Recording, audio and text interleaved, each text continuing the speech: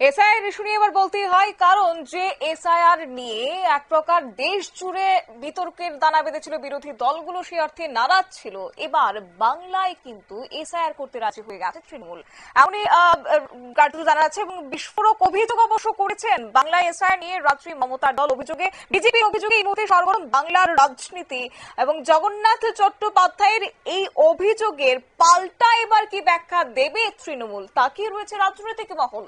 জানবো বিস্তারিত, আমাদের সঙ্গে যুক্ত হয়েছে প্রতিনিধি শেখ মনিরুল। মনিরুল, কি জানতে পারছো? একদিকে জগন্নাথ চট্টোপাধ্যায় তিনি যে বিস্ফোরক দাবি করেছেন বাংলায় এসআইআর নিয়ে রাজি হয়েছে মমতার দল, আদৌ কি বাংলায় এসআইআর হবে, কি মনে হচ্ছে?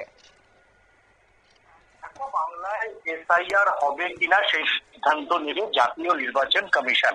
তবে কমিশনের তরফ থেকে এখনো পর্যন্ত এসআইআর নিয়ে কোনো বিজ্ঞপ্তি প্রকাশ করা হয়নি।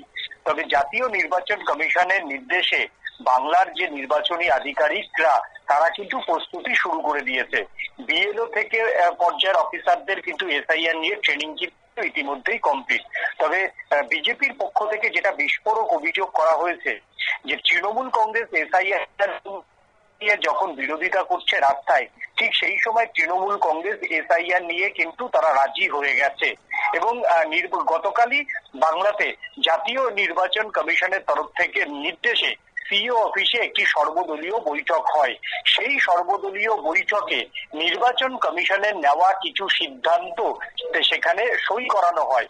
সেই স্বাক্ষরের জায়গাতে লেখা ছিল যে এসআইআর নিয়ে কি আপনারা কমিশনের সিদ্ধান্তে সহমত। তৃণমূল কংগ্রেস সেইখানে ইয়েস এর জায়গায় রাইট মার্ক দিয়েছে।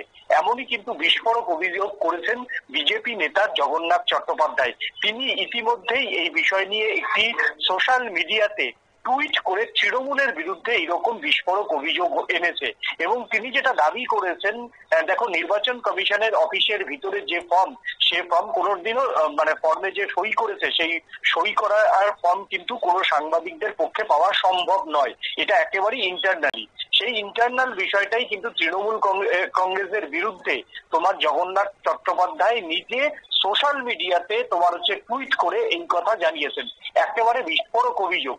এখন দেখার এই বিস্ফোরক অভিযোগের ভিত্তিতে তৃণমূল কংগ্রেস আজকে অফিসিয়াল কি ডিক্লিয়ার করে। কারণ এইরকম বিস্ফোরক অভিযোগ উঠলে সাধারণত তৃণমূল কংগ্রেস তার দায়, তারা যদি ফর্মে সই না করে থাকে তাহলে তার দায় তারা নিতে চাইবে না। নিশ্চয়ই বিজেপির এই দাবিকে তারা নস্যাৎ করবে। তবে তৃণমূল কংগ্রেসের পক্ষ থেকে অফিসিয়ালি এখনো পর্যন্ত কোনো কথা বলা হয়নি। তবে যেটা অভিযোগ হচ্ছে, মমতা বন্দ্যোপাধ্যায় এসআইআর নিয়ে যখন প্রত্যেকদিনই নির্বাচন কমিশনকে দিচ্ছেন, যখন প্রত্যেকদিন জনমত গঠন করছেন, তাহলে প্রশ্ন হচ্ছে নির্বাচন কমিশনের গতকাল ডাকার যে সর্বদলীয় বৈঠকে সেইখানে এসআইআর এর পাশে কেন তৃণমূল কংগ্রেস ইয়েস লিখলো, তা নিয়ে কিন্তু রাজ্য বিজেপির পক্ষ থেকে কিন্তু বিস্ফোরক অভিযোগ তোলা হচ্ছে। একেবারে ধন্যবাদ।